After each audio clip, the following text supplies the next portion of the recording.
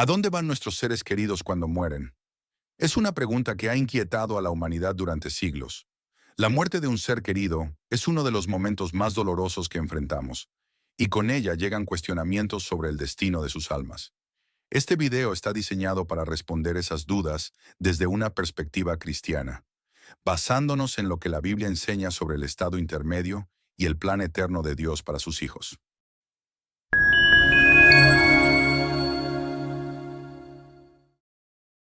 La muerte ha sido desde el principio de los tiempos un misterio insondable para la humanidad.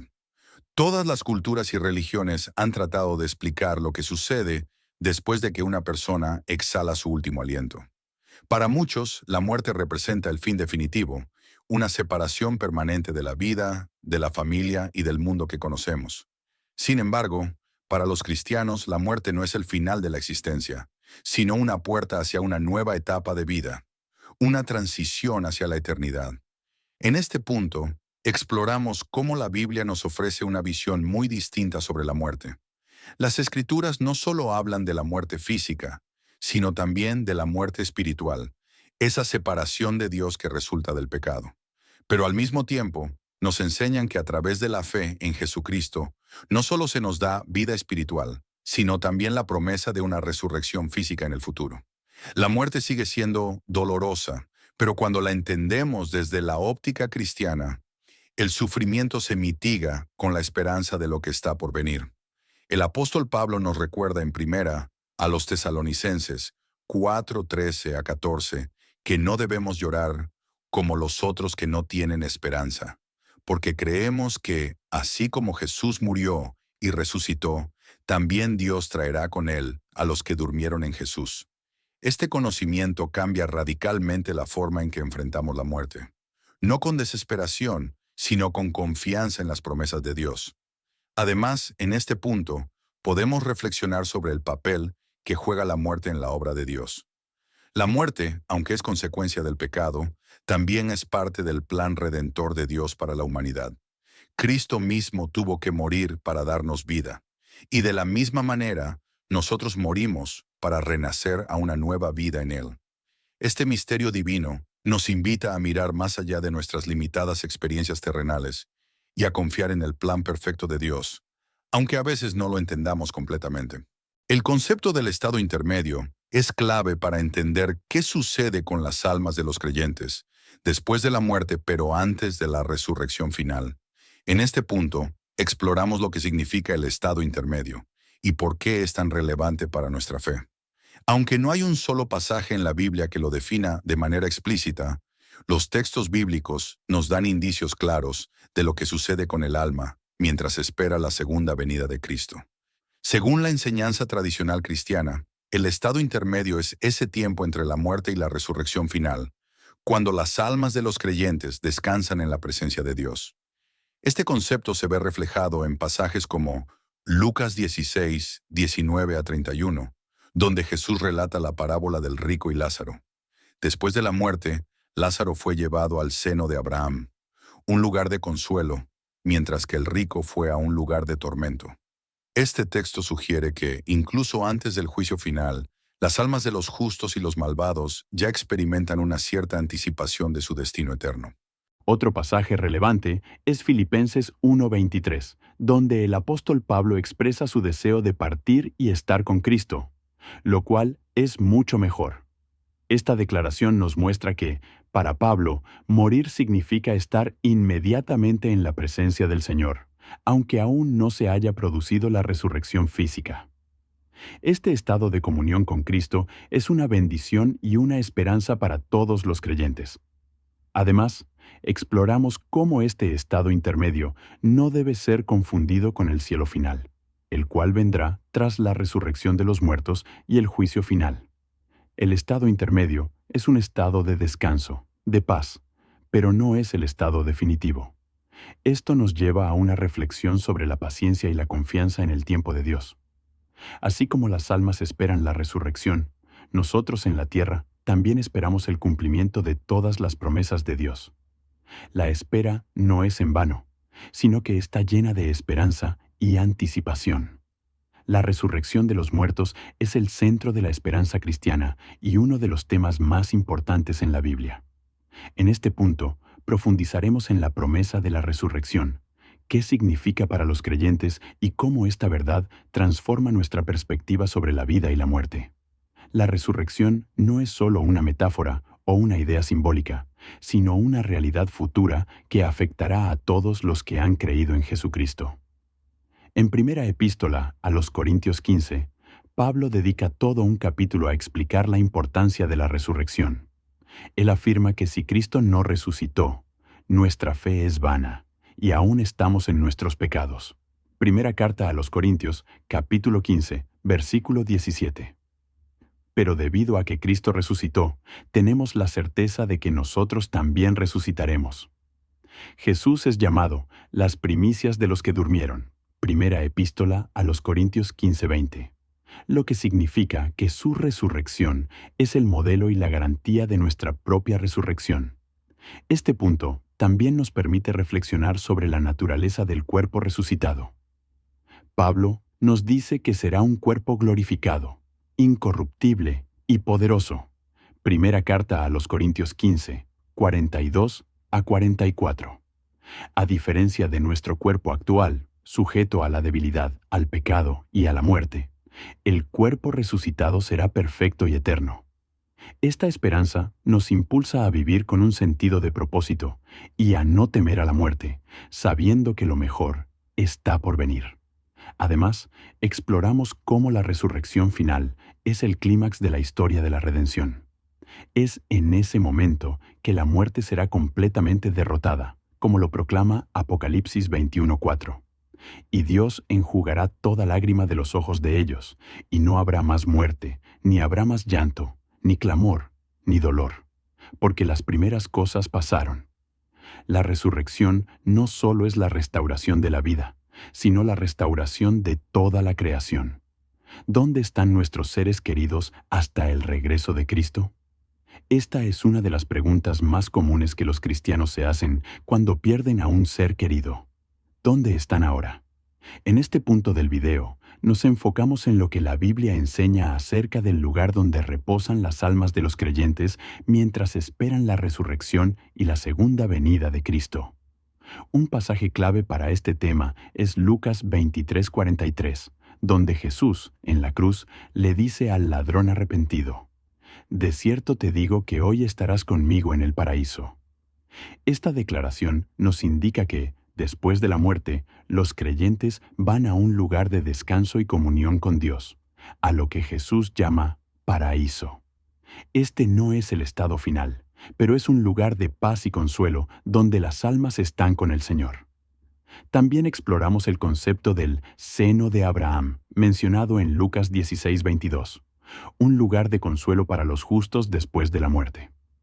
En la tradición judía, este término se utilizaba para referirse al lugar donde los fieles esperaban la resurrección, un lugar de comunión con los patriarcas y los santos de Dios. Por otro lado, 2 Corintios 5:8 nos dice que estar ausentes del cuerpo significa estar presentes al Señor, lo que nos da una imagen de las almas de los creyentes en comunión directa con Dios, incluso antes de la resurrección final. Este punto es crucial para ofrecer consuelo a los que han perdido a seres queridos, sabiendo que ellos no están en un lugar de sufrimiento, sino en la presencia del Dios que los ama. También podemos hablar sobre cómo este lugar de espera es temporal y cómo las almas no están completas hasta el momento de la resurrección, cuando recibirán un cuerpo glorificado. Esta espera nos enseña sobre la paciencia en el plan de Dios y nos recuerda que la vida eterna no es solo para el alma, sino también para el cuerpo. En medio del dolor y la pérdida, la palabra de Dios ofrece un consuelo incomparable. La Biblia no minimiza la realidad del sufrimiento y la muerte, pero tampoco nos deja en la desesperación. En este punto, exploraremos cómo las Escrituras ofrecen esperanza y consuelo a aquellos que están de duelo por la pérdida de sus seres queridos. Uno de los pasajes más poderosos en este sentido es Apocalipsis 21:4, donde se nos promete que Dios enjugará toda lágrima de los ojos de ellos, y que no habrá más muerte, ni habrá más llanto, ni clamor, ni dolor.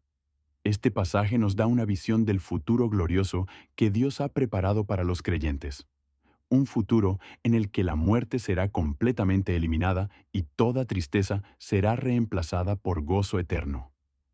Este pasaje de Apocalipsis 21:4 es clave para aquellos que han experimentado la pérdida de un ser querido, ya que no solo habla del consuelo futuro, sino que también nos recuerda que Dios está con nosotros en nuestro dolor presente. A lo largo de la Biblia, vemos que Dios está profundamente interesado en el bienestar de sus hijos. Él no es indiferente a nuestro sufrimiento. Más bien, es un Dios compasivo que camina junto a nosotros en el valle de sombra de muerte. Salmo 23:4. Este punto es fundamental para reforzar la idea de que el duelo no se vive en soledad, sino bajo el amparo de un Dios que comprende y consuela. Otro pasaje relevante es 2 Corintios 1:3-4, donde Pablo llama a Dios el Dios de toda consolación, quien nos consuela en todas nuestras tribulaciones. Este consuelo no es solo emocional, sino también espiritual y eterno. Pablo nos enseña que el consuelo que recibimos de Dios nos capacita para consolar a otros. Aquí podemos hacer una reflexión sobre cómo, aunque la muerte trae dolor, también abre la puerta a ministerios de consolación, donde los creyentes pueden apoyar y acompañar a otros en su dolor, siguiendo el ejemplo de Cristo. Además, podemos explorar cómo los salmos, particularmente el Salmo 34:18, nos ofrecen consuelo en momentos de sufrimiento. El versículo nos dice que el Señor está cerca de los quebrantados de corazón y salva a los de espíritu abatido. La Biblia está llena de ejemplos de cómo Dios se acerca a aquellos que sufren, no solo para ofrecer consuelo, sino para restaurar sus corazones con esperanza. Este punto nos lleva a reflexionar sobre cómo la cercanía de Dios durante el duelo no solo nos ofrece paz, sino también una promesa de restauración completa. También es importante destacar el pasaje de Juan 14:1-3, donde Jesús les dice a sus discípulos que no se angustien, porque Él va a preparar un lugar para ellos. Este pasaje no solo habla del consuelo inmediato que ofrece Jesús, sino también de la promesa de una futura reunión con Él en el cielo. Esta certeza de un futuro con Cristo es una de las grandes fuentes de consuelo para los creyentes. Finalmente, el consuelo bíblico no se limita a la promesa del futuro, sino que también transforma la manera en que vivimos el presente. Sabemos que, aunque nuestros seres queridos ya no estén con nosotros físicamente, están en la presencia de Dios, en un lugar de paz y descanso. Esta verdad puede brindarnos una paz que sobrepasa todo entendimiento. Filipenses 4:7. Una paz que proviene directamente de Dios y que nos sostiene en los momentos más difíciles de la vida.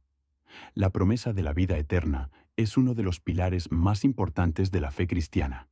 En este punto, exploraremos cómo la certeza de la vida eterna no solo cambia nuestra perspectiva sobre la muerte, sino también sobre la vida misma.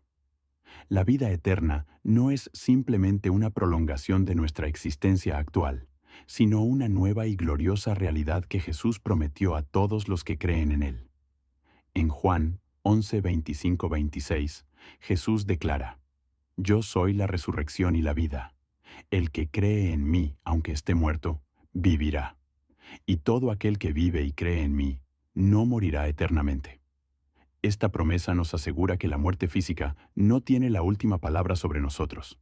Jesús, a través de su propia resurrección, derrotó la muerte, y en Él tenemos la garantía de una vida eterna en la presencia de Dios. Este punto no solo es un consuelo para los creyentes, sino también una motivación para vivir con propósito en esta vida. Además, exploraremos cómo la vida eterna no es simplemente una existencia espiritual, sino una vida completa y glorificada. Pablo en 1 Corintios 15 nos enseña que el cuerpo que se siembra en corrupción se levantará en incorrupción. Esto significa que, aunque nuestros cuerpos actuales sean mortales y propensos al sufrimiento, en la resurrección recibiremos cuerpos glorificados, libres de dolor, enfermedad y muerte. Esta transformación es parte de la vida eterna que Dios ha prometido. La vida eterna no solo es una promesa futura, sino también una realidad presente. En Juan 17:3, Jesús dice: Y esta es la vida eterna, que te conozcan a ti, el único Dios verdadero, y a Jesucristo, a quien has enviado. Esto nos enseña que la vida eterna comienza en el momento en que entramos en una relación personal con Dios a través de Cristo. Aunque aún esperamos la plenitud de la vida eterna después de la muerte, ya podemos experimentar su realidad aquí y ahora, viviendo en comunión con Dios y con la certeza de nuestra salvación.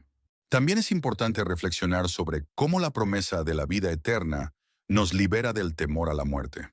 Hebreos 2:14 a 15 nos dice que Jesús participó de nuestra humanidad para destruir por medio de la muerte al que tenía el imperio de la muerte, esto es, al diablo, y librar a todos los que por el temor de la muerte estaban durante toda la vida sujetos a servidumbre. Esta liberación del temor a la muerte nos permite vivir con valentía y esperanza, sabiendo que nuestra vida no termina con la muerte física, sino que continúa en la presencia de Dios. Finalmente, la esperanza de la vida eterna también nos invita a mirar más allá de los problemas y sufrimientos de esta vida. Romanos 8:18 nos recuerda que las aflicciones del tiempo presente no son comparables con la gloria venidera que en nosotros ha de manifestarse. Esta esperanza transforma nuestra perspectiva sobre el sufrimiento, dándonos la fuerza para soportar las pruebas y dificultades, sabiendo que hay una gloria eterna que nos espera en el cielo. Jesús habló de la muerte y del más allá en varias ocasiones, proporcionando una enseñanza clara y reconfortante sobre lo que los creyentes pueden esperar después de esta vida. En este punto, profundizaremos en las palabras y parábolas de Jesús que abordan el tema del destino eterno de las almas. Uno de los pasajes más significativos es la parábola del rico y Lázaro, que se encuentra en Lucas 16, 19 a 31. En esta parábola, Jesús nos muestra dos destinos diferentes para las almas después de la muerte. El rico, que vivió una vida de indulgencia y egoísmo, se encuentra en tormento después de su muerte, mientras que Lázaro, quien sufrió en vida, es consolado en el seno de Abraham. Esta parábola nos enseña que nuestras acciones en esta vida tienen consecuencias en la próxima, y que la justicia de Dios se manifiesta plenamente en el más allá. Además, Jesús nos enseña sobre la realidad del juicio final. En Mateo 25, 31 a 46, Él describe cómo, al final de los tiempos, todas las naciones serán reunidas delante de Él, y Él separará a las personas como un pastor separa las ovejas de los cabritos. Las ovejas serán llevadas al reino preparado para ellas desde la fundación del mundo, mientras que los cabritos serán enviados al castigo eterno. Este pasaje refuerza la idea de que la muerte no es el fin, sino el comienzo de una eternidad que será definida por nuestra relación con Dios. También podemos reflexionar sobre las palabras de Jesús en Juan 14, 2-3, donde Él promete a sus discípulos que va a preparar un lugar para ellos en la casa de su Padre. Esta promesa no solo nos habla del destino final de los creyentes, sino también del cuidado personal de Jesús, quien se asegura de que haya un lugar especial para cada uno de nosotros en el cielo. Esta imagen de la casa del Padre nos ofrece una perspectiva consoladora del más allá, donde no solo estamos en la presencia de Dios, sino que también estamos en un lugar de amor y pertenencia. Jesús también habló de la resurrección en varias ocasiones, como cuando dijo: «No os maravilléis de esto, porque vendrá la hora cuando todos los que están en los sepulcros oirán su voz, y los que hicieron lo bueno saldrán a resurrección de vida, mas los que hicieron lo malo a resurrección de condenación». Juan 5, 28 a 29. Este pasaje refuerza la certeza de que todos resucitarán, pero el destino de cada persona será determinado por su fe y sus acciones en esta vida.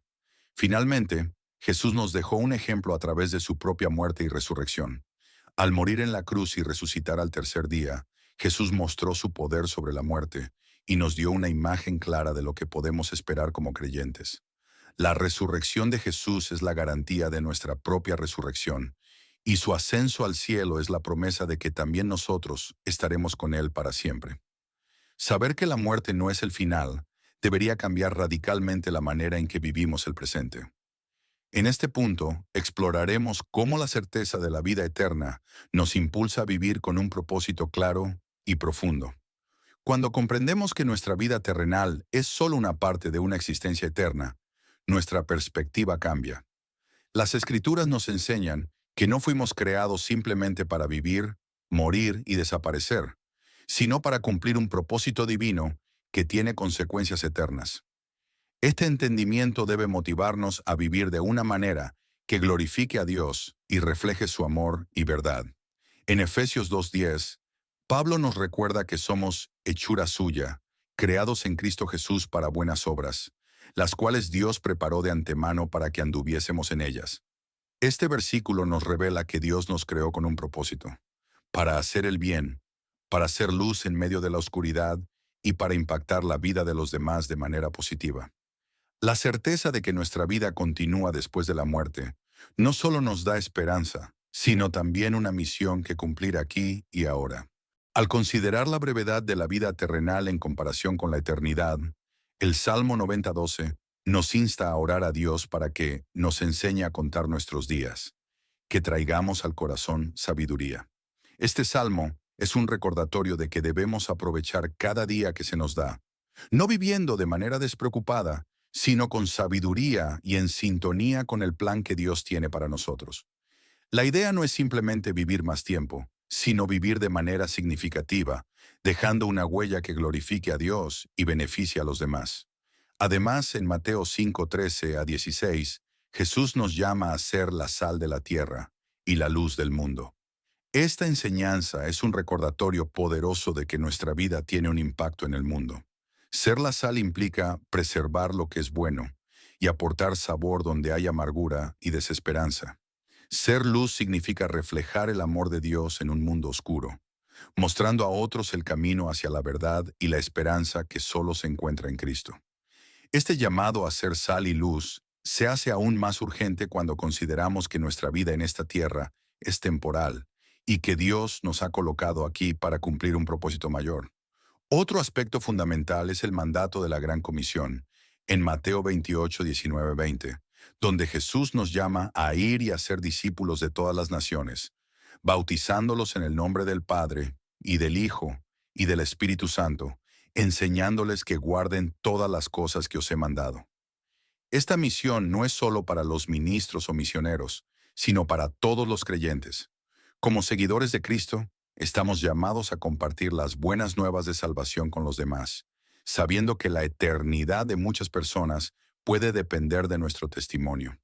Por último, vivir con propósito significa también desarrollar y utilizar los dones y talentos que Dios nos ha dado. En el 1 Pedro 4:10 se nos exhorta a servirnos unos a otros, como buenos administradores de la multiforme gracia de Dios. Cada uno de nosotros ha recibido dones específicos que debemos emplear para el servicio de los demás y la edificación del cuerpo de Cristo. Vivir con propósito significa reconocer que todo lo que tenemos y somos proviene de Dios y debe ser utilizado para su gloria. Es vital entender que nuestra vida terrenal es una preparación para la eternidad. La forma en que vivimos hoy influye en nuestra experiencia futura con Dios. Jesús nos llama a vivir de tal manera que cuando lo veamos cara a cara, podamos escuchar las palabras: Bien, buen siervo y fiel, sobre poco has sido fiel, sobre mucho te pondré. Entra en el gozo de tu Señor. Mateo 25:21. Este es el objetivo final de nuestra existencia. Vivir con propósito para que cuando llegue el día en que dejemos esta tierra, estemos listos para entrar en la presencia de Dios con gozo y satisfacción por haber cumplido su propósito en nuestras vidas. La fe juega un papel crucial cuando enfrentamos la muerte de un ser querido. En medio del dolor y la incertidumbre, la fe en Dios se convierte en nuestro ancla, la cual nos sostiene cuando el mundo parece derrumbarse a nuestro alrededor. A lo largo de la Biblia, vemos ejemplos de cómo los hombres y mujeres de fe enfrentaron la muerte, no con desesperanza, sino con la certeza de que Dios tenía el control y que la muerte no era el final. Un ejemplo poderoso lo encontramos en la historia de Marta y María, cuando su hermano Lázaro murió. En Juan 11:21, 22, 23, 24, 25, 26, Marta expresa su dolor a Jesús, diciéndole: Señor, si hubieras estado aquí, mi hermano no habría muerto. Sin embargo, incluso en su tristeza, Marta confiesa su fe. Mas también sé ahora que todo lo que pidas a Dios, Dios te lo dará. A lo que Jesús responde, tu hermano resucitará.